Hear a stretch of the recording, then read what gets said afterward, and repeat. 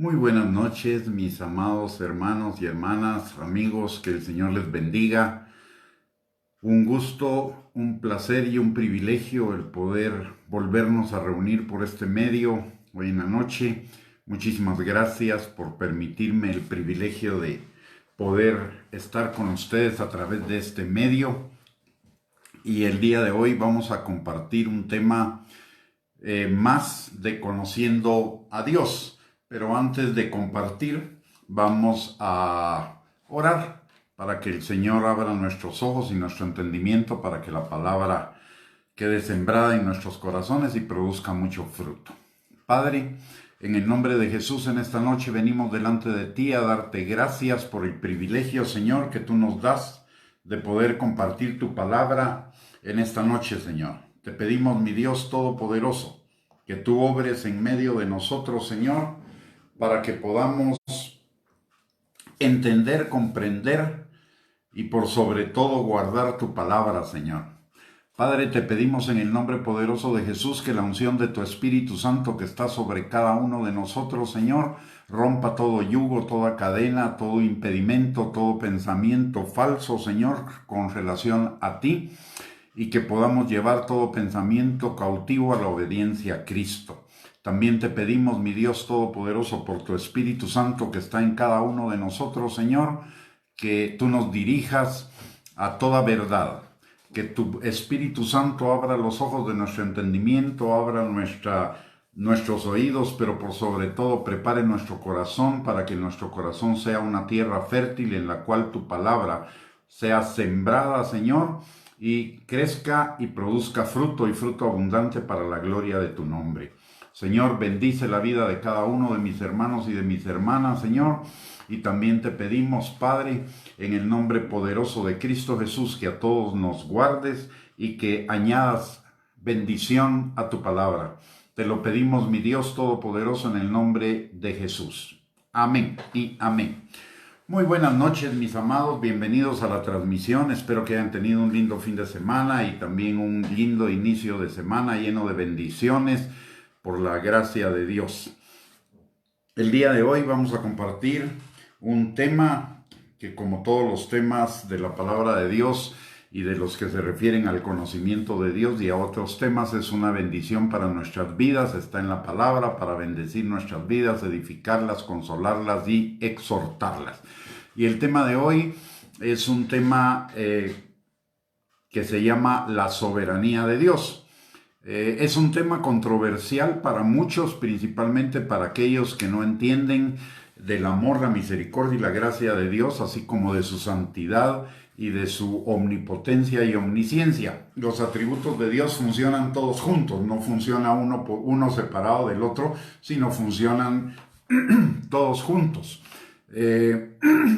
Pero los estamos estudiando uno por uno para ir conociendo cada uno de esos aspectos de quién es realmente Dios y por qué es importante esto. En Juan capítulo 17 y versículo número 3, la palabra de Dios dice: y esta es la vida eterna, que te conozcan a ti, el único Dios verdadero, y a Jesucristo, a quien has enviado. Notemos algo acá. La palabra no dice que la vida eterna es el conocimiento de la Biblia.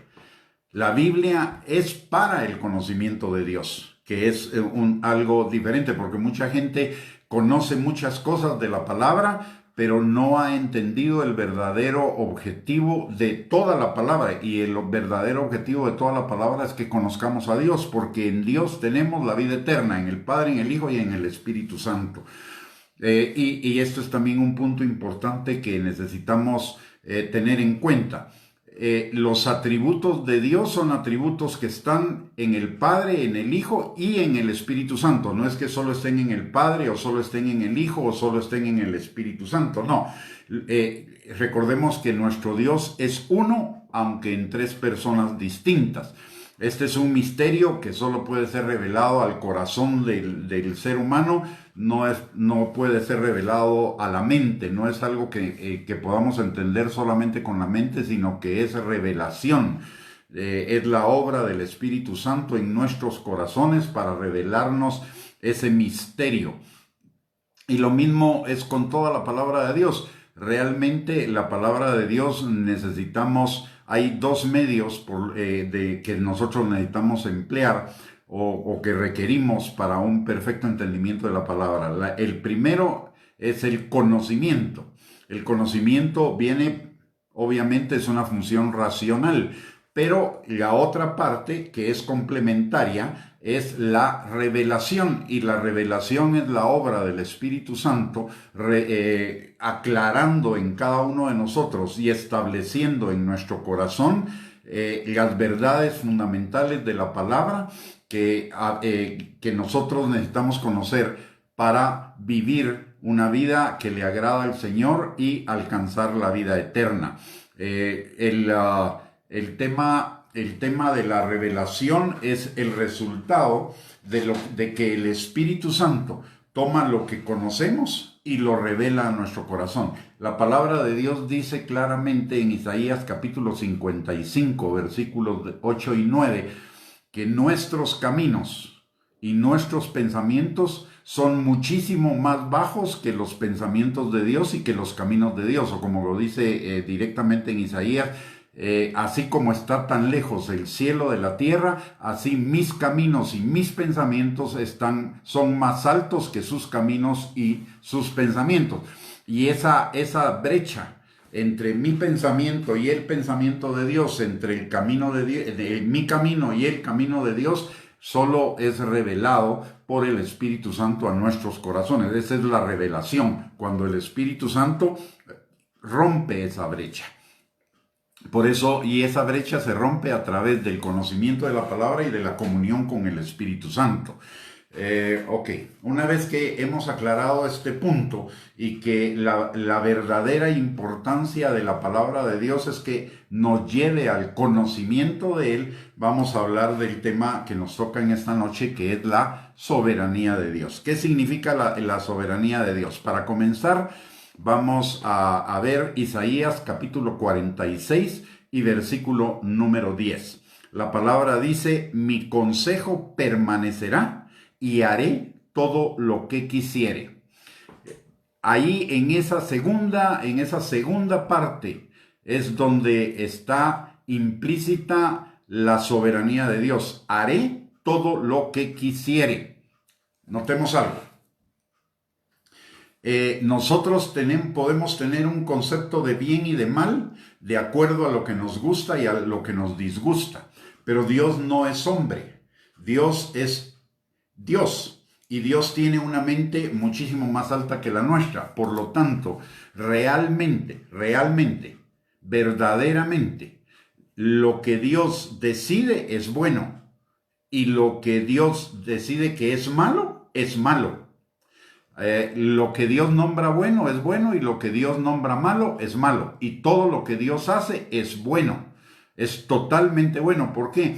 Porque además de ser soberano, Dios es santo, Dios es perfecto, Dios es bueno, Dios es amor, Dios es omnisciente, Dios es todopoderoso, y Él rige todo el universo. Él es el creador de todo el universo, y todo el universo funciona, no solo Él lo crea, sino que funciona de Él y para Él. Entonces, todas las cosas que Dios planeó, nos gusten o no nos gusten, son buenas. Y todo lo que Dios diga que es malo, nos guste o no nos guste, es malo, porque Él es soberano, Él es el dueño del universo, y Él decide cómo funciona el universo de acuerdo a su amor, su santidad, su perfección, su bondad y todos los demás atributos de Él. Ahora, la soberanía de Dios puede definirse como el ejercicio de su supremacía, el ejercicio de su dominio, el ejercicio de la propiedad y de la posesión de todo lo que es de Él, es decir, de todo lo creado.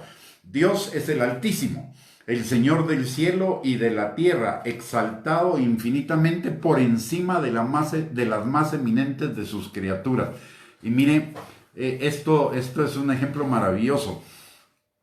Hay una computadora que sus procesadores y todo funcionan en un gran edificio en Europa. Exactamente no sé en qué lugar. Le llaman a esa computadora, le llaman la bestia. Y esa computadora puede procesar millones y millones y millones de datos simultáneamente. Ahora, si esa es una obra de una criatura de Dios, porque es una obra humana, imagínese la mente de Dios, que es infinitamente superior a cualquier mente humana e infinitamente superior a cualquier creación humana.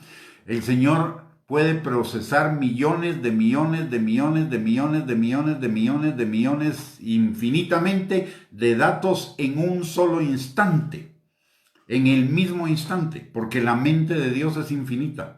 Los procesadores de esta computadora no son infinitos, pero la mente de Dios sí es infinita. Si esa computadora puede procesar la cantidad de datos que procesa por segundo o por instante, imagínese usted la cantidad de datos que procesa la mente de Dios en cada instante. Es infinito. No podemos, nuestra mente no alcanza a comprenderlo.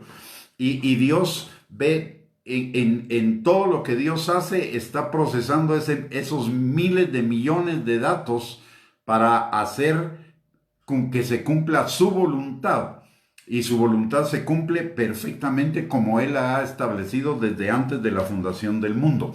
La otra cosa que es importante entender de su soberanía es que Él es absolutamente independiente. Él no está sujeto a nadie ni es influido por nadie. Dios actúa siempre y únicamente como a Él le agrada, como le agrada a su bondad, a su amor, a su perfección, a su omnisciencia y a todas las demás características de Él. Nadie ni nada puede frustrar sus propósitos. Y su propia palabra lo declara explícitamente. Y dice en Daniel capítulo 4, versículo 35, en el ejército del cielo y en los habitantes de la tierra hace según su voluntad. No hay quien estorbe su mano. Eso lo declara enfáticamente. Y el cumplimiento de todas las profecías de la palabra de Dios nos hacen ver esa infalibilidad y esa independencia y ese poder de que nadie puede detener sus propósitos. Si alguien pudiera detener los propósitos de Dios, las profecías que están escritas en la Biblia no se cumplirían. Y recordemos que del 100% de la Biblia, el 25% es profético. Y de ese grupo de profecías, ese 25% profético, el 80% de las profecías ya se han cumplido a cabalidad, a pie juntías, incluidas todas las profecías de Jesús tan específicas como que nacería de una virgen, que sería crucificado, que sería latigueado, que sería lastimado, que sería rechazado por su pueblo, etcétera, etcétera, que nacería en Belén, que sería llamado Nazareno, que sería llamado de Egipto, etcétera. Todo eso se cumplió absolutamente, y eso que son profecías específicamente detalladas en la palabra de Dios. ¿Y por qué se cumplieron? Porque nadie puede detener lo que Dios ha determinado de antemano. Y Dios determinó todo, absolutamente todo, lo que ha sido, lo que es y lo que será desde antes de la fundación del mundo. Y Él vela porque todo eso se vaya cumpliendo paso a paso. Y igual es en la vida de cada uno de nosotros, como lo vamos a ver un poquito más adelante. La soberanía de Dios significa que Dios lo es de hecho. O sea, Dios no necesita ser definido. Él no se define a sí mismo.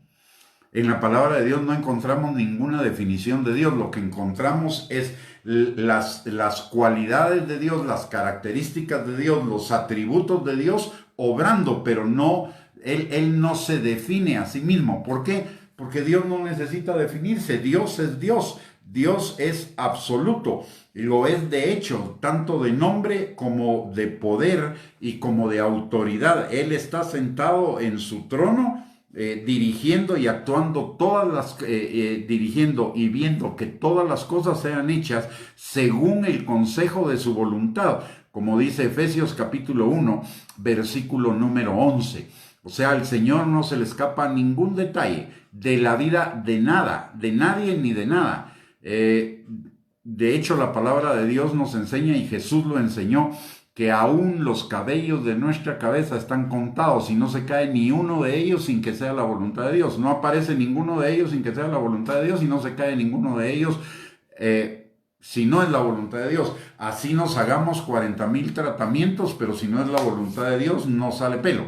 Y si no es la voluntad de Dios, aunque no nos hagamos ningún tratamiento, no cae de nuestra cabeza ningún cabello. ¿Por qué? Porque todo está detalladamente especificado en el plan de Dios, que Dios ejecuta todo el tiempo.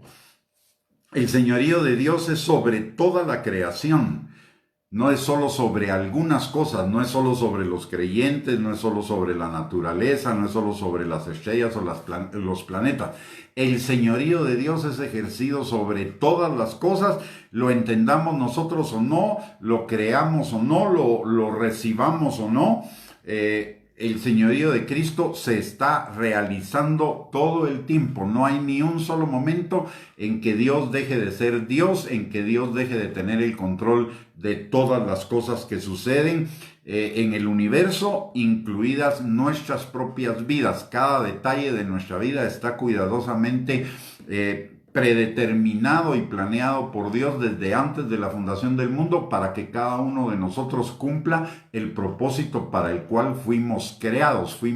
Primero fuimos pensados y planeados desde antes de la fundación del mundo, y ese plan se hizo visible en nuestro nacimiento y en el resto de nuestra vida. Cada detalle está específicamente planeado, cada detalle está específicamente establecido, y nada sucede en nuestras vidas que no sea parte del plan de Dios.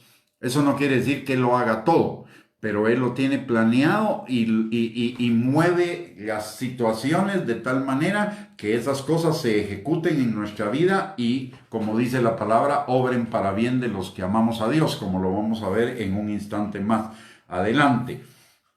La soberanía de Dios implica el derecho de Él de hacer su voluntad con lo que le pertenece, a disponer de sus criaturas como a Él le place, sin necesidad de consultarlas. Y y le voy a hacer un ejemplo. Si yo compro una finca, o usted compra una finca, mejor vamos a ponerlo como si usted compra una finca.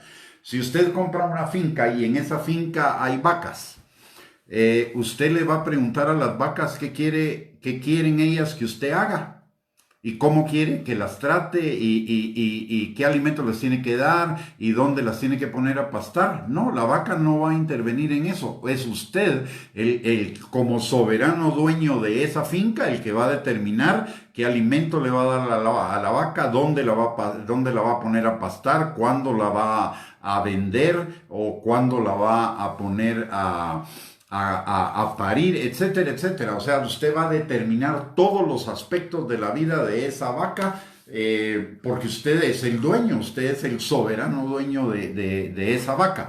De la misma manera, Dios es el soberano dueño de todo lo que ha creado, y Él tiene todo el derecho de definir cómo va a manejar cada uno de los aspectos de la vida de todo eso que Él ha creado. Eso se llama soberanía. Ahora bien, en el caso de los seres humanos, e incluso de los seres espirituales, reconocer la soberanía de Dios no significa excluir la responsabilidad de cada uno de ellos, y lo tenemos muy claramente manifestado en la palabra de Dios. Satanás se rebela en contra de Dios y es culpable. Es el acto de su responsabilidad. Es un acto de responsabilidad de Satanás que decide rebelarse, y por ello mismo recibe su cosecha o sus consecuencias. De la misma manera, los seres humanos, aunque Dios es soberano y Dios sabe todos los detalles de nuestra vida, nos asigna la responsabilidad de nuestros propios actos, que son resultado del ejercicio de nuestra voluntad. Que Dios lo sabía de antemano y que Dios ya sabe las consecuencias de antemano, también es cierto, pero no excluye nuestra responsabilidad. Por eso la palabra de Dios dice claramente que lo que el hombre sembrará, eso cosechará. Dios ya lo sabe, Dios ya sabe todo de nuestra vida desde antes de la fundación del mundo. Así lo planeó, y lo planeó para beneficio nuestro, como lo vamos a ver un poco más adelante, aunque algunos se rebelen contra ese beneficio y contra esa bendición.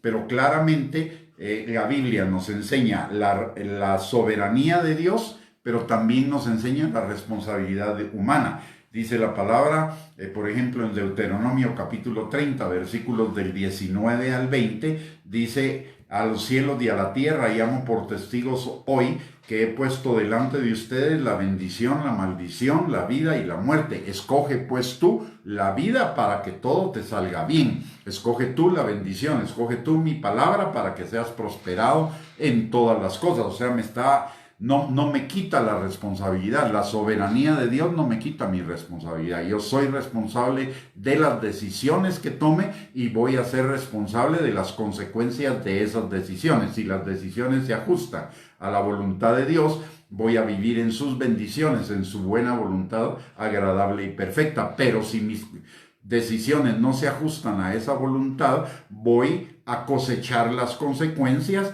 en problemas, en pruebas, en desiertos y en última instancia en la disciplina del Señor. La responsabilidad humana se basa en la soberanía del Señor y es el resultado de la misma, porque Dios así lo determinó.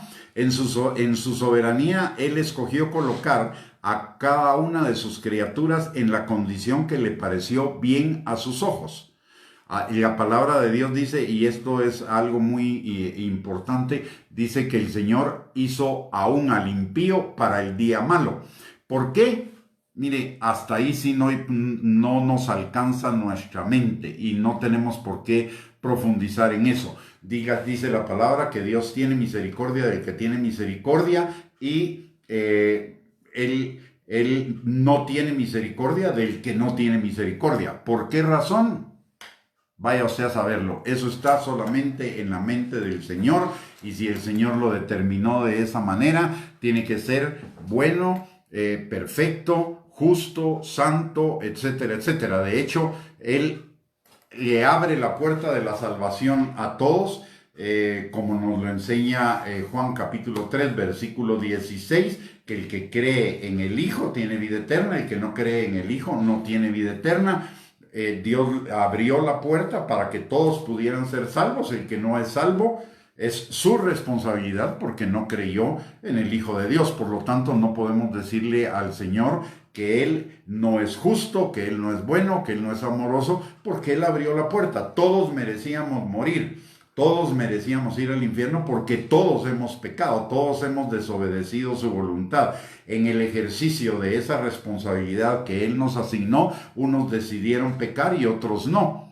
Fue su decisión. El que se va al infierno es por su propia decisión, porque no solo decidió vivir una vida de pecado, sino que además no quiso reconocer al Hijo de Dios, y además de eso, Él no lo quiso reconocer no porque no tuviera en su corazón ese conocimiento, porque la palabra de Dios dice que Él ha puesto eternidad en el corazón de todos los hombres, sino que porque no quería que sus obras fueran expuestas, no quería que sus obras no quería dejar de estar en sus malas obras, pues entonces decidió y por eso va al infierno. O sea, Dios no es responsable de eso. Cada uno de nosotros es responsable de sus actos.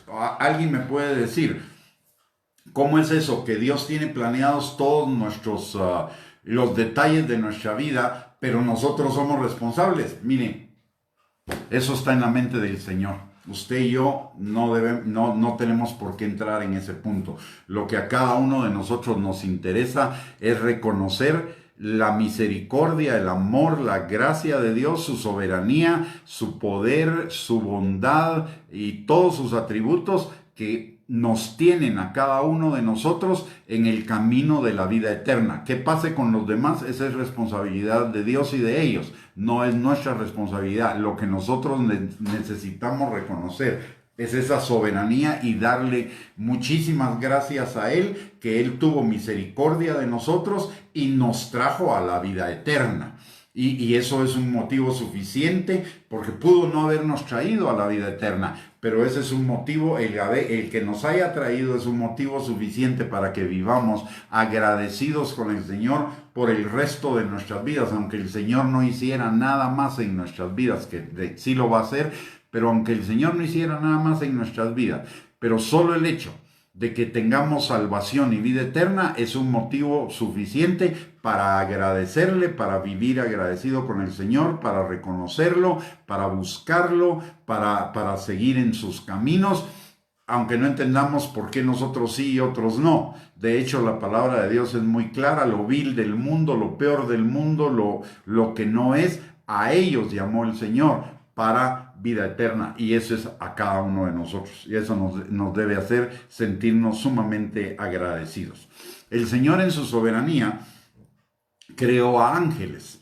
A algunos los colocó en un estado condicional y a otros les dio una posición inmutable delante de Él, y puso a Cristo por cabeza de ellos. Cuando se habla de una posición condicional, ¿a qué se refiere? Se refiere a que hubo Dios creó ángeles que podían escoger rebelarse en contra de Dios o caminar en sus propósitos. Y aparte de eso, creó ángeles incondicionales que no iban a tener esa posibilidad. Y a estos ángeles incondicionales Él los puso bajo el señorío de Cristo, bajo la autoridad de Cristo. Recordemos que Cristo en el Antiguo Testamento es llamado el ángel de Jehová, y ese es un título de superioridad, es el título de comandante de todos los ángeles.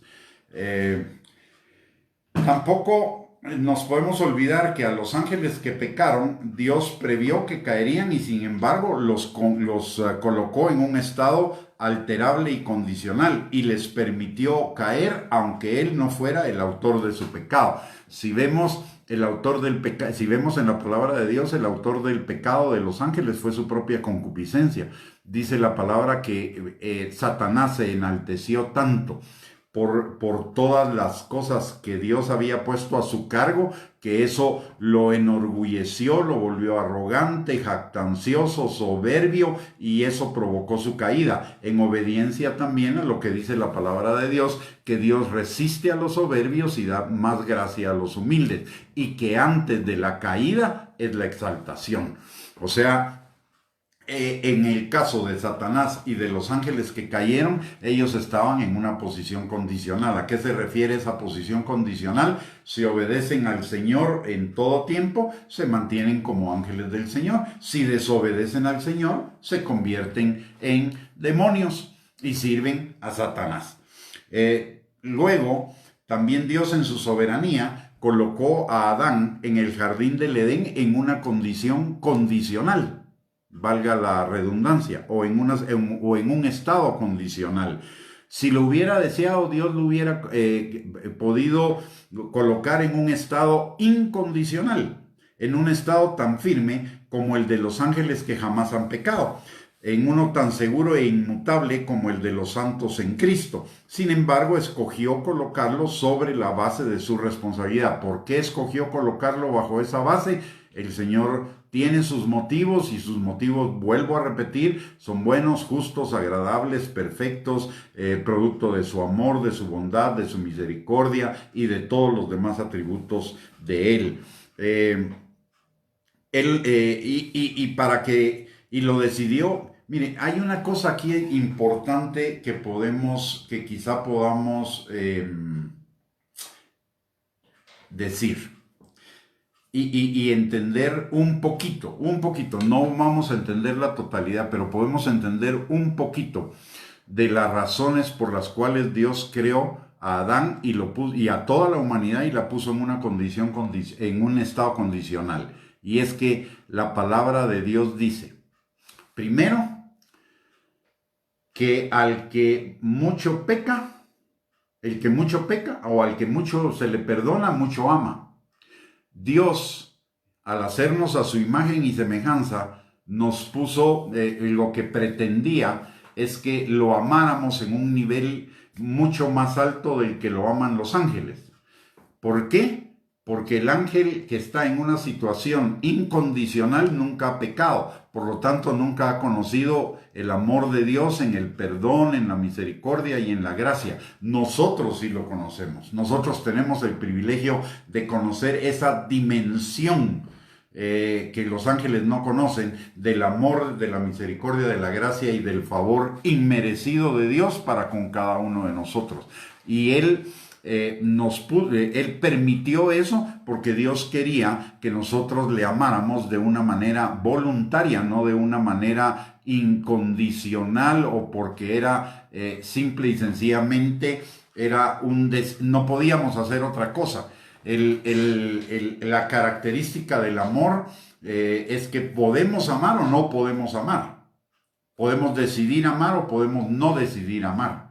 Y Él nos puso en la condición para que nosotros decidiéramos amarlo, porque ese es un amor superior, un amor más alto, un amor más, digamos, más fuerte. Y Él quería que amarnos a nosotros de esa manera, pero también que nosotros le amáramos a Él de esa manera. Entonces nos puso en una posición condicional. Y lo mismo sucedió y sucede con el pueblo de Israel. El pueblo de Israel y la iglesia tenemos una diferencia. El pueblo de Israel está en una posición condicional, mientras que nosotros, ya como creyentes, estamos en una posición incondicional delante del Señor, y eso lo vamos a ver un poquito más adelante. Pero a Israel Dios le dio la opción, al colocarlo bajo la ley, le dio la opción de escoger, seguir los mandamientos y ser absolutamente bendecido por Él, o no seguir sus mandamientos y entonces sujetarse a las maldiciones de la ley. Por eso en Deuteronomio 28, versículos del 1 al 14, están las bendiciones de la ley o de la obediencia a la ley, y en Deuteronomio 28, del 15 al 68, están todas las maldiciones de la ley. Nosotros como iglesia, mientras éramos hombres naturales, estábamos en una posición condicional. Pero una vez venimos al Señor Jesucristo, reconociendo su señorío sobre nuestras vidas y caminando en Él, somos puestos en una posición incondicional. Usted y yo somos sellados como propiedad de Dios, y nada ni nadie nos va a poder separar de eso. Eso no implica que no tengamos una responsabilidad en los hechos de nuestra vida y no podamos escoger ir más allá en el Señor o quedarnos donde estamos, o incluso en algunos momentos salirnos de esa posición privilegiada. Pero tarde o temprano el Señor nos va a ir a traer de regreso a través de el redarguir del Espíritu Santo, o a través de la siembra y la cosecha, de las consecuencias de nuestras acciones, o bien a través de un proceso mucho más fuerte, disciplinario. Pero recordemos que la palabra de Dios dice que al que viene a Él, Él no lo rechaza, Él no lo saca, ¿ya? Y nadie nos puede arrebatar de su mano. Entonces, una vez somos salvos, estamos en posición incondicional en cuanto a nuestra salvación eterna, en cuanto al perdón de nuestros pecados y en cuanto a la salvación eterna. Tenemos una parte de condicionalidad en el sentido de que si caminamos en los caminos del Señor y nos mantenemos dentro de los caminos del Señor, vamos a ser bendecidos y vamos a recibir bendiciones, vamos a recibir abundancia de bienestar, etcétera, etcétera. Y si nos salimos del camino, pues también vamos a recibir la bendición, solo que con un paso previo. Primero vamos a recibir la bendición de su disciplina y después vamos a recibir las demás bendiciones, como fue el hijo pródigo. El hijo pródigo se quiso salir del camino, y el Señor entonces entró en un proceso disciplinario que fue una bendición para él. ¿Por qué? Porque al final de ese proceso disciplinario, él regresó a la casa del Padre y regresó a sus bendiciones y aún a más bendiciones. O sea, aún la disciplina del Señor es una bendición. ¿Por qué? porque aunque nos duela en un momento, da frutos apacibles de justicia, de paz, de bendición, de bienestar, de prosperidad posteriormente. Su voluntad en cuanto a la soberanía de Dios, su voluntad es suprema. Lejos de estar bajo una ley, Dios es ley en sí mismo. Así que en cualquier cosa que Él haga, cualquier cosa que Él haga es total y completamente justa. Y la palabra nos hace una advertencia a aquellos que no queremos considerar esa soberanía, esa justicia, esa bondad, ese amor y lo que dice la palabra de Dios acerca del Señor. Dice en el libro de Isaías 45:9, dice, y hay del rebelde, dice, hay del que pleitea con su hacedor, siendo nada más un pedazo de tiesto entre los tiestos de la tierra. Dirá el barro al que lo labra, ¿qué haces? Volvemos al ejemplo de las vacas, ¿verdad? La vaca no puede cuestionar lo que hace el finquero con ella o el granjero con ella. Simple y sencillamente lo acepta, lo recibe, lo vive y va para adelante. Vamos a probar aún más, en algunos hechos más, antes de ver la aplicación práctica de esta soberanía en nuestras vidas, que la responsabilidad de la criatura se basa en la soberanía de Dios. ¿Cuántas cosas no están en la Escritura que eran justas porque Dios las mandó y que no lo hubieran sido si no las hubiera mandado? Por ejemplo, ¿qué derecho tenía Adán? Porque nosotros a veces solo vemos lo que no nos conviene en la Escritura, pero no vemos lo que nos conviene. Por ejemplo, ¿qué derecho tenía Adán de comer de los árboles del jardín del Edén? No tenía ningún derecho. Simplemente fue el permiso de su creador, sin lo cual hubiera sido un ladrón. ¿Qué derecho tenía el pueblo de Israel a demandar de los egipcios joyas y vestidos cuando salió en el Éxodo, de acuerdo a lo que nos enseña Éxodo 12:35? Ninguno. No tenía ningún derecho. Simple y sencillamente fue porque Dios así lo determinó en Éxodo 3:22. ¿Qué derecho tenía Israel a matar tantos corderos para el sacrificio? Ninguno. Pero Dios fue el que lo ordenó. Dios así lo mandó en su soberanía y ellos necesitaban obedecerle. ¿Qué derecho tenía el pueblo de Israel a matar a todos los cananeos? Ninguno. Pero Dios los mandó a hacerlo. ¿Por qué? Aquí también hay que entender un poquito más allá. Dios no manda a los israelitas a matar a los cananeos simple y sencillamente porque sí. Y la experiencia lo demuestra posteriormente cuál era la razón. Primero que nada, Dios le había dado a los cananeos más de 400 años para que se arrepintieran y se volvieran a Él.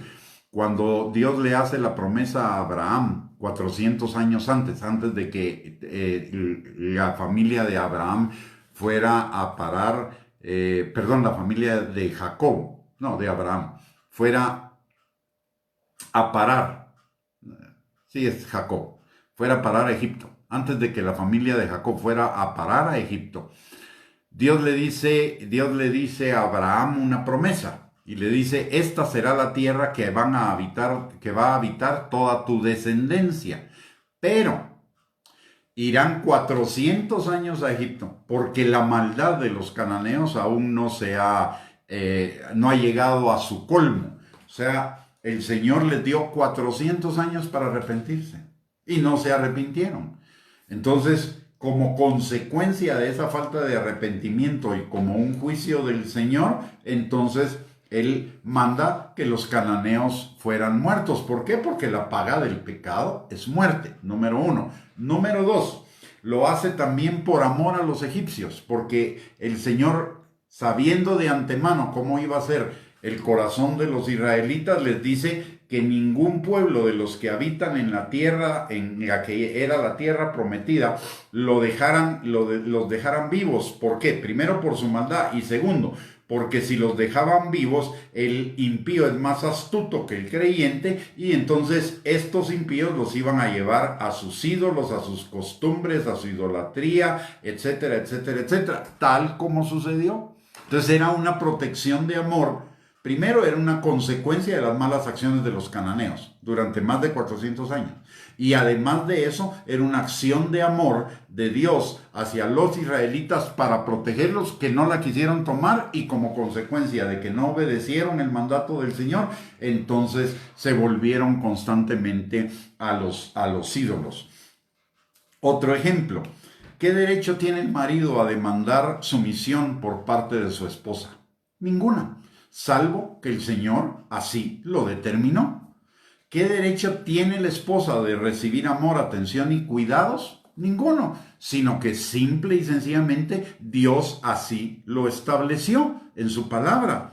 Podríamos citar muchos más ejemplos para demostrar que la responsabilidad humana se basa en la soberanía divina, pero nos llevaría horas. Pero basten solo estos. Y otro ejemplo que es impresionantemente hermoso de la absoluta soberanía de Dios es que Él nos colocó en una situación diferente a Adán y a Israel, a nosotros que somos la iglesia. Nos puso en un estado incondicional. ¿Por qué razón? Porque Él así lo determinó en un pacto eterno. Jesucristo fue hecho nuestra cabeza, tomó sobre sí sus responsabilidades y actuó para con nosotros con justicia perfecta, irrevocable y eterna. Cuando Cristo vino a la tierra, Cristo fue colocado en un estado condicional. ¿Qué significa eso? Que Cristo hubiera podido pecar y se hubieran podido echar a perder todos los planes que Dios había hecho para con nosotros. Pero, y lo dice la palabra en Gálatas capítulo 4, versículo 4 al 5. Fue hecho súbdito a la ley para que redimiese a los que estaban debajo de la ley. Por lo tanto, él debía cumplir toda la ley. Si no la cumplía, pecaba. Y si pecaba, el plan de redención se echaba atrás o se caía. Sin embargo, y la palabra de Dios nos enseña algo: que Cristo aprendió la obediencia por el sufrimiento. Y eso no solo se refiere a la pasión, eso se refiere a toda su vida. Esos 33 años antes de la crucifixión de Cristo, Cristo pudo haber desobedecido la ley, pero porque había sido colocado bajo una situación condicional. Pero Cristo, por amor a nosotros, por amor a Dios, por amor a lo que iba a ser el resultado de su obediencia, él, puestos los ojos más allá de la cruz, obedeció en todo, fue obediente en todo, hasta la muerte, y muerte de cruz, como lo dice la palabra. ¿Y quién puso a Cristo en ese estado condicional? Lo puso Dios. Fue ordenado por la voluntad soberana de Dios, fue enviado por el amor soberano de Dios, y su obra le fue asignada por la autoridad soberana de Dios. El mediador, Cristo, tuvo que cumplir ciertas condiciones que el mismo Dios en su soberanía determinó. Número 1, había de ser hecho en semejanza de carne de pecado, o sea, hombre, despojándose de toda su gloria. Habría de magnificar y honrar la ley, cumpliéndola hasta en el más mínimo de los detalles. Tenía que llevar todos los pecados del pueblo, de nosotros, en su propio cuerpo sobre el madero, y eso implicaba una separación absoluta de Dios, porque nuestro pecado hace una separación entre Él y nosotros. Entonces, cuando el pecado fue cargado sobre Cristo por primera vez en su vida, Él estuvo separado del Padre. Por eso Jesús en la cruz dice: ¿por qué me has abandonado? Porque ese momento fue dramático en la vida de Jesús. Nunca había estado separado del Padre. Pero en ese momento en el que los pecados fueron cargados sobre Él y Él bajó a los infiernos, en ese momento, fue separado del Padre por 3 días hasta su resurrección. Además de eso, Él tenía que hacer la expiación completa por ellos. Eso significaba llevar el castigo de nuestra paz, sufrir nuestros dolores y nuestras enfermedades en su propio cuerpo para que fuéramos sanados, todo lo que implica la salvación. y tenía que sufrir la ira de Dios, morir y ser sepultado, ese tiempo de la separación del Padre. Por el cumplimiento de todas esas condiciones le fue ofrecida una recompensa, de acuerdo a lo que dice Isaías 53 del 10 al 12. Él había de ser el primogénito de muchos hermanos, habría de tener un pueblo que participaría de su gloria. Así que bendito sea su nombre, porque él cumplió todas esas condiciones y porque las cumplió. El Padre está comprometido en juramento solemne a preservar para siempre y bendecir por toda la eternidad a cada uno de aquellos por los cuales hizo mediación el Señor Jesucristo, es decir, por cada uno de nosotros. Porque Él tomó nuestro lugar, nosotros ahora participamos del suyo. Estamos sentados en los lugares celestiales juntamente con Cristo. Porque Él fue justo, su justicia es la nuestra. Porque Él cumplió con lo que el Padre determinó, la posición delante de Dios de Él es la nuestra. Estamos delante del Señor en los lugares celestiales. Su vida es la nuestra. No hay ni una sola condición que nosotros tengamos que cumplir, ni una sola responsabilidad con la que tengamos que cargar para alcanzar la gloria eterna. Porque la palabra de Dios dice en Hebreos 10:14, porque con una sola ofrenda hizo perfectos para siempre a los santificados. La responsabilidad que nosotros necesitamos en este tiempo no tiene que ver ya con si tenemos o no vida eterna. La responsabilidad nuestra en este momento es hacer las cosas de tal manera, vivir de tal manera, agradando al Señor, que nuestra posición en la eternidad sea la mejor, es decir, alcanzar tesoros en el cielo, galardones, coronas, recompensas para tener nuestra mejor eternidad, pero no tenemos ninguna responsabilidad ya en cuanto a si vamos a llegar a la vida eterna o no. Esa responsabilidad la asumió Cristo por nosotros y podemos confiar total y completamente en la seguridad de nuestra salvación por lo que Cristo hizo por nosotros. En esa situación, en ese aspecto, nosotros estamos colocados en una posición incondicional. Ahora, en cuanto al lugar que ocupemos en la eternidad, ahí sí estamos en una posición condicional. O sea, tenemos esas dos cosas, pero ya tenemos la base, la seguridad eterna de la incondicionalidad de nuestra vida eterna. Pero ahora lo que a nosotros nos compete es obedecer al Señor para alcanzar el mejor lugar en la eternidad que nos sea posible. Ahora, veamos algunas aplicaciones prácticas o algunas implicaciones prácticas de la soberanía de Dios en nuestras vidas.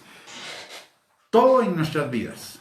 Y note que estoy diciendo todo, eso implica todas las cosas, hasta en el más mínimo detalle. Dios las planeó desde antes de la fundación del mundo. La palabra de Dios dice en Efesios capítulo 1, versículo número, déjenme ver, creo que es el versículo número 2. Ahorita lo vemos en Efesios 1, 2, sí. Dice: Pablo, apóstol de Jesucristo por la voluntad de Dios, a los santos y fieles en Cristo Jesús que están en Éfeso, gracia y paz a vosotros de Dios nuestro Padre y del Señor Jesucristo.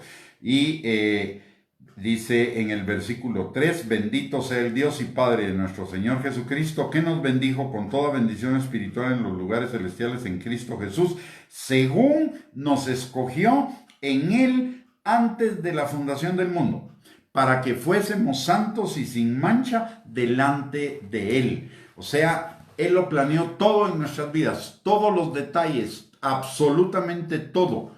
No hay ni el más mínimo detalle que se le haya escapado. ¿Y para qué lo hizo de esa manera? Primero que nada, para que lo busquemos. Usted y yo lo buscamos porque fue la voluntad de Dios, fue su plan desde el principio, desde antes de la fundación del mundo. Y mire lo que dice Hechos 17, 26 al 28. Dice: y de una sangre ha hecho todo el linaje de los hombres, para que habiten sobre la faz de la tierra, y les ha prefijado el orden de los tiempos, es decir, el tiempo en el que vamos a nacer y vivir, y los límites de su habitación, es decir, los lugares donde vamos a vivir. ¿Para qué? Para que busquen a Dios, si en alguna manera palpando pueden hallarle, aunque ciertamente no está lejos de cada uno de nosotros, porque en Él vivimos y nos movemos y somos, como algunos de vuestros poetas también han dicho, porque linaje suyo somos. O sea, el Señor planeó todas las condiciones de nuestra vida, por duras que hayan sido, para que lo buscáramos y para que lo encontráramos. Y cuando llegó el tiempo, Él estaba listo para todo eso. ¿Por qué? Porque por el Espíritu Santo abrió los ojos de nuestro entendimiento que estaban cegados para que no nos resplandeciera la luz del Evangelio. Por su Espíritu Santo, Él derramó la fe que hacía posible su gracia, porque somos salvos por gracia por medio de la fe. No somos salvos por la fe, somos salvos por la gracia. La fe es simplemente el vehículo. Pero ¿cómo un incrédulo iba a tener fe? Porque el Señor la puso en nuestro corazón. Y antes había puesto la convicción de pecado, porque dice la palabra de Dios que el Espíritu Santo, en Juan capítulo 16, versículo 8, que el Espíritu Santo es el que produce en nosotros la convicción de pecado y obviamente el arrepentimiento que necesitamos para llegar al Señor. Y aparte de eso, nadie llama a Jesús Señor sino por el Espíritu Santo. O sea, el Espíritu Santo en el momento determinado por Dios para nuestras vidas, cuando ya estábamos listos por todas nuestras experiencias pasadas para encontrarlo, quitó el velo que nos cegaba para que no nos resplandeciera la luz del Evangelio. Produjo convicción de pecado en nuestros corazones e incluida la necesidad de un Salvador.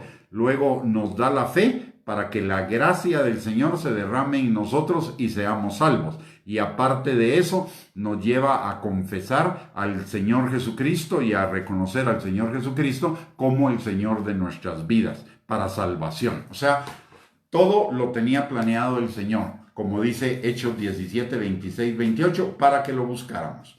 Luego, el Señor también tiene planeados todos los hechos de nuestra vida desde el momento, no solo antes de nuestra salvación, sino posteriores a nuestra salvación, para que crezcamos cada día más y más a la estatura del varón perfecto, a la plenitud de Cristo, como dice Efesios capítulo 4, versículos del 11 al 13. ¿Y cómo lo hace? Romanos 8, 28 al 29, de 8, 28 al 32, dice la palabra.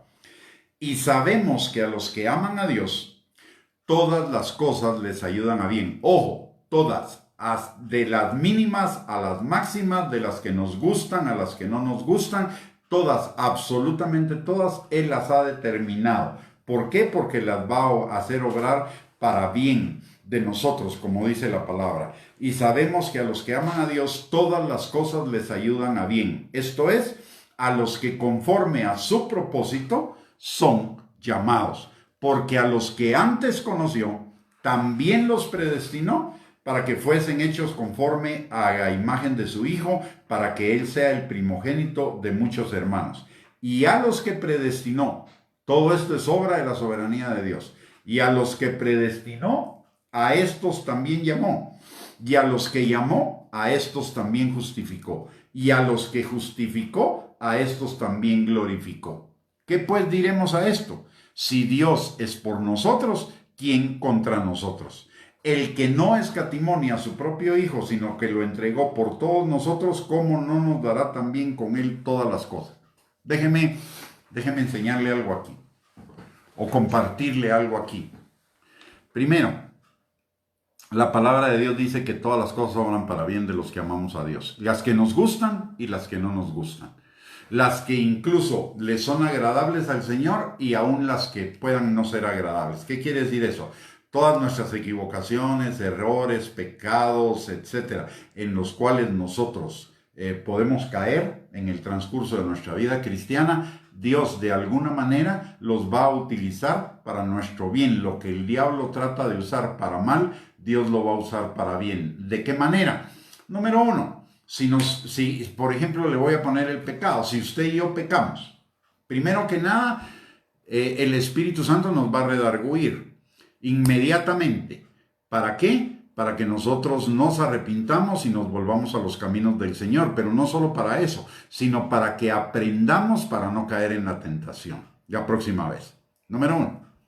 La segunda, si no somos obedientes a ese redarguir del Espíritu Santo y seguimos en el pecado y seguimos más adelante en eso, tarde o temprano van a venir las consecuencias de las malas siembras que hicimos por el pecado. Y en esas consecuencias el Señor nos va, en esas malas consecuencias el Señor nos va a enseñar y va a poner convicción en nuestro corazón de no seguir pecando para no seguir enfrentando esas consecuencias. Y la tercera, si no hacemos caso a esta parte de las consecuencias, el Señor nos va a meter en un proceso disciplinario muchísimo más fuerte, en el cual, como al hijo pródigo que llegó hasta a cuidar cerdos y a desear comer la comida de los cerdos, la comida de los cerdos.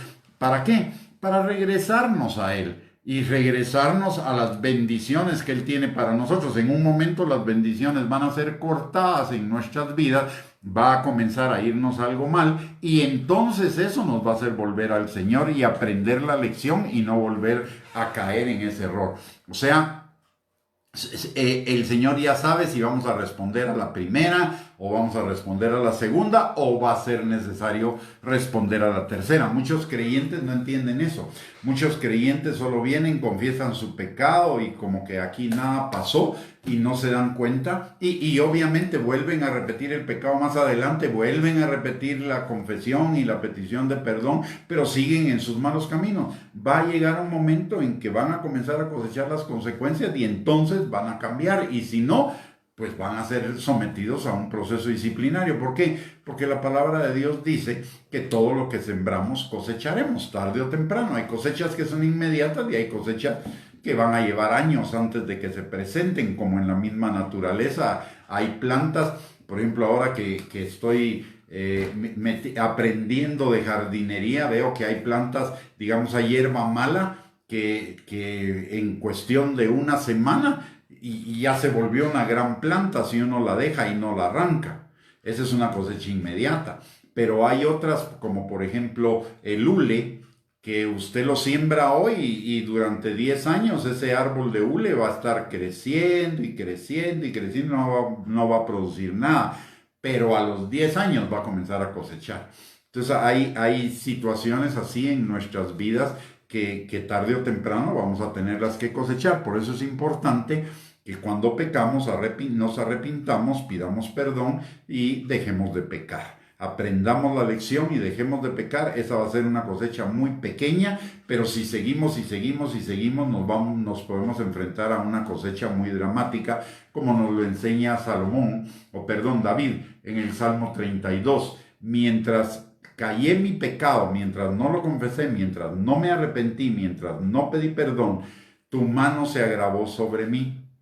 Mi verdor se convirtió en sequedad y mis huesos se secaron. Esa fue parte de un proceso disciplinario muy fuerte para David hasta que se arrepintió de su pecado.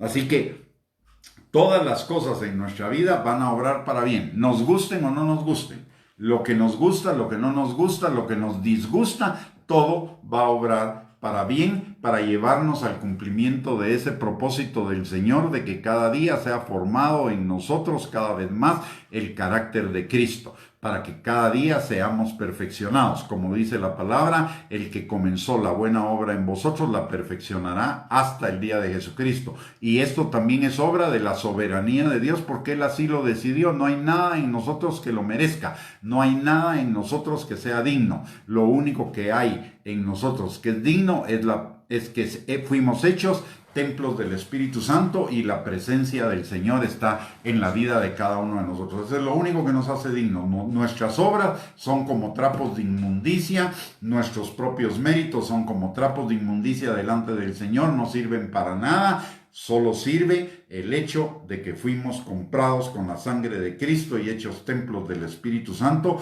y el Señor decidió que nosotros fuéramos santos y justos delante de Él, y Él está trabajando para que nuestra posición en Él, que ya tenemos en Cristo desde el momento de la salvación, esa posición se vaya haciendo realidad en los hechos de nuestra vida de cada día. Luego, ya también todo lo que Dios permite en nuestras vidas es para la alabanza de la gloria de su gracia. Efesios capítulo 1, versículos del 3 al 8, dice la palabra: bendito sea el Dios y Padre de nuestro Señor Jesucristo, que nos bendijo con toda bendición espiritual en los lugares celestiales en Cristo, según nos escogió en Él antes de la fundación del mundo, para que fuésemos santos y sin mancha delante de Él, en amor, habiéndonos predestinado para ser adoptados hijos suyos por medio de Jesucristo, según el puro afecto de su voluntad, ningún mérito nuestro, para alabanza de la gloria de su gracia, con la cual nos hizo aceptos en el amado. ¿Qué significa esto para la alabanza de la gloria de su gracia? Significa algo muy sencillo. Nosotros somos inmerecedores de todo lo que Dios haga en nuestras vidas. Nosotros somos inmerecedores de la salvación, somos inmerecedores de su bendición, somos inmerecedores de su aceptación, somos inmerecedores de cualquier cosa que Él haga en nuestras vidas, porque éramos lo vil del mundo, lo peor del mundo, lo débil del mundo, lo que no era. Pero Él hace todo lo que hace en nuestras vidas para alabanza de la gloria de su gracia. Eso significa sin que nosotros merezcamos nada, simple y sencillamente porque a Él le plació de esa manera. Si usted prospera económicamente, a Dios le plació. Si usted tiene bienestar en su alma, tiene paz, tiene sanidad, restauración, liberación, es porque a Dios le plació para la alabanza de la gloria de su gracia. No es para que nosotros andemos diciendo, es que yo oré y por eso Dios me sanó. Entonces ya no es mérito de Dios, es mérito mío. O yo oré por fulano de tal y entonces sanó. No, Dios obró en la vida de él. A él le plació que yo estuviera presente en el milagro que él hizo, pero yo no hice el milagro, lo hizo él. Mi oración no hizo nada más que alinearse con la voluntad del Señor, que era sanar a esa persona, pero esa persona fue sanada para la gloria de la gracia de él, no para la gloria de mis méritos, habilidades, capacidades o dones.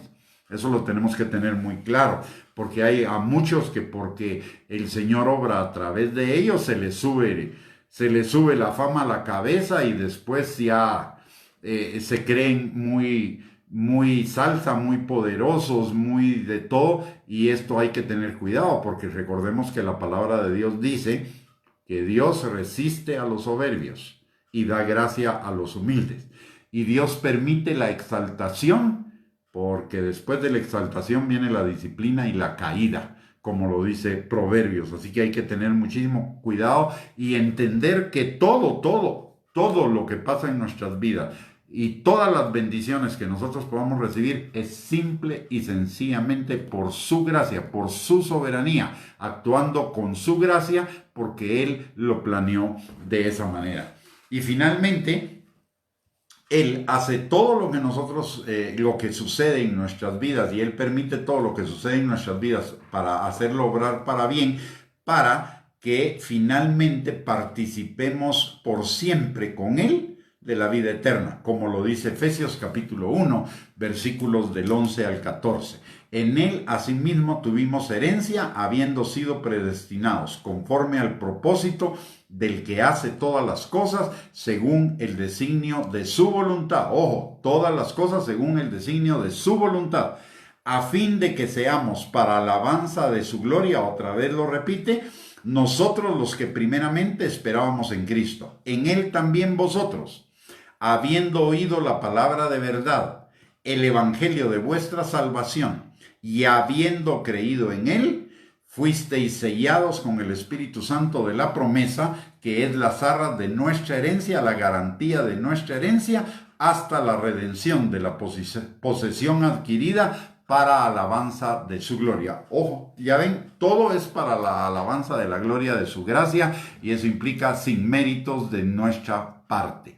La soberanía de Dios es un atributo de Dios que nos da seguridad en cuanto al perdón de nuestros pecados y a la vida eterna. Y nos da también la seguridad permanente de que todo lo que está sucediendo en nuestras vidas, Dios lo conoce, Dios lo sabe, ya tiene la solución. Y esa solución va a llegar cuando cumpla el propósito de que esa experiencia por la que estemos atravesando está obrando para bien de nosotros, formando el carácter de Cristo en nosotros y llevándonos a estar firmes en la fe, que es parte que va a proveer galardones, recompensas, tesoros y coronas en la vida eterna para llevarnos a la mejor eternidad. Entonces podemos vivir con seguridad en toda nuestra vida, sin depresión, sin estrés, sin ansiedad, sin angustia, sino con la plena seguridad de que Dios tiene pleno control de nuestras vidas, que Él está actuando soberanamente, bondadosamente, amorosamente en todas las circunstancias de nuestra vida, para que todo obre para bien nuestro y para nuestra mejor eternidad. La soberanía de Dios, como cualquier otro atributo del Señor, lo que nos hace ver a nosotros los creyentes es su bondad, su amor, su misericordia, su cuidado para con cada uno de nosotros. No importa lo que diga el mundo no va a aceptar la soberanía de Dios, y aún algunos creyentes no la quieren aceptar porque todavía hay mucho mundo en ellos, y ellos quieren seguir sintiéndose que son los dueños de su vida, los arquitectos de su propio destino, sin entender que el verdadero arquitecto del destino de cada uno de nosotros es el Señor. De eso no hay ninguna duda. Y cuando yo descanso en la suprema soberanía de Dios y los demás atributos, mi vida va a ser una vida en paz, en gozo, en bendición, en bienestar, en seguridad, porque mi confianza ya no va a estar puesta en mis méritos, en mi desenvolvimiento, sino va a estar sostenida en la misericordia y en el amor del Señor. Conocer el amor de Dios implica conocer todos los demás atributos de Dios que refuerzan ese amor eterno que Él tiene con nosotros, y que lo dice la palabra: con amor eterno te he amado y te prolongué mi misericordia. O como dice también en Lamentaciones capítulo 3 versículo 22, sus misericordias no han decaído, nuevas son cada mañana. Así que eso es una obra de la soberanía de Dios, es una obra del amor de Dios para con cada uno de nosotros, que nos debe provocar agradecimiento, adoración, amor hacia Él, agradarle a Él en todas las cosas que hagamos, y seguridad en nuestra vida como creyentes de que vamos a encontrarnos con Él. Lo único que va a depender de nosotros es cómo nos vamos a encontrar con Él: como novia, como hijos, como discípulos, como siervos, o simple y sencillamente como salvos. Eso va a depender ya de la decisión de cada uno de nosotros en cómo vamos a vivir nuestra vida como creyentes. Muy bien, mis amados hermanos, que el Señor les bendiga. Ha sido un enorme privilegio y mi corazón está lleno de agradecimiento con todos ustedes que han sintonizado esta transmisión. Gracias por el privilegio de permitirme compartir esta enseñanza, esta vivencia de mi caminar en el Señor. No que yo sea perfecto ni que ya lo haya alcanzado, voy en el proceso también, pero la palabra de Dios dice que todo lo que de gracia hemos recibido, lo demos de gracia, y es un privilegio para mí el poder compartir con ustedes. Muchísimas gracias por permitirme hablar a sus vidas, compartir con ustedes lo que el Señor me ha dado, y espero que esta palabra haya sido de bendición para su vida. Si así fue, por favor, compártala con sus contactos en las redes sociales para que ellos también sean bendecidos. Les recuerdo que tenemos un canal de YouTube donde todas estas enseñanzas van siendo subidas con su respectivo bosquejo para que usted lo pueda volver a escuchar, volver a y profundizar en el estudio del tema, y además también para la disposición de todos sus contactos que quieran ingresar a ese canal. La suscripción es gratis, las enseñanzas son absolutamente gratis y están disponibles ahí para exhortar, consolar y edificar su vida. Y antes de que terminemos la transmisión, quisiera pedirle que me dé el privilegio de orar por usted y por toda su familia para la bendición del Señor. Padre, en el nombre de Jesús, Señor, hoy tomamos el privilegio que por tu soberanía, Señor, tú has decidido que tengamos de entrar al trono de tu gracia libremente, Señor, para encontrar misericordia y gracia para el oportuno socorro.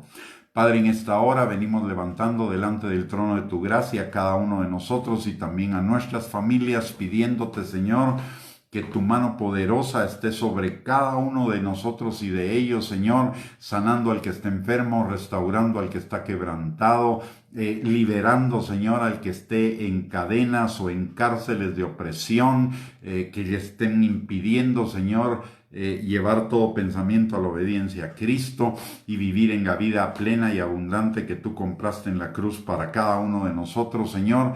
También te pedimos, Padre, que suplas toda necesidad de cada uno, Señor, que tú le des fuerzas al que está debilitado, que tú levantes al que está caído, Señor, que a todo el que tenga un espíritu angustiado, ya sea por depresión, estrés, angustia, frustración, decepción, desánimo o cualquier otra emoción negativa, Señor, tú derrames sobre él el manto de alegría y tu óleo de gozo, Señor, y su lamento se convierte en baile, su tristeza en alegría, Señor, en el nombre poderoso de Cristo Jesús. También te pedimos, Señor, que en esta noche a cada uno de nosotros nos dé, Señor, un sueño reparador, lindos sueños, nuestras fuerzas sean recuperadas y que el día de mañana, Señor, enfrentemos los retos en la fe en ti y guiados por tu Espíritu Santo, Señor, para que todo nos salga bien. Bendice la obra de nuestras manos, Padre, pero por sobre todo, Señor, a cada uno de nosotros, impártenos cada día más hambre y sed de ti. Esa necesidad, Señor, de tener un corazón limpio y un espíritu noble que nos sustentes, Padre. Y que nuestras almas, Señor, sean como el siervo, que clamen por tu presencia, por más de ti, Señor, así como el siervo clama por las aguas en el desierto. Te lo pedimos, mi Dios Todopoderoso, en el nombre de Jesús, y te damos a ti toda gloria, toda honra y toda alabanza. En el nombre poderoso de Cristo Jesús. Amén y amén. Muy bien, mis amados, que el Señor les bendiga, tengan una linda noche, que el día de mañana sea un día de bendición. Les recuerdo que mañana a las 8 de la noche tenemos otra transmisión sobre otro de los atributos del Señor, de Dios, y les mando a todos bendiciones y un gran abrazo, y les reitero mi agradecimiento por permitirme compartir con ustedes en esta hora. Bendiciones. Un abrazo para todos.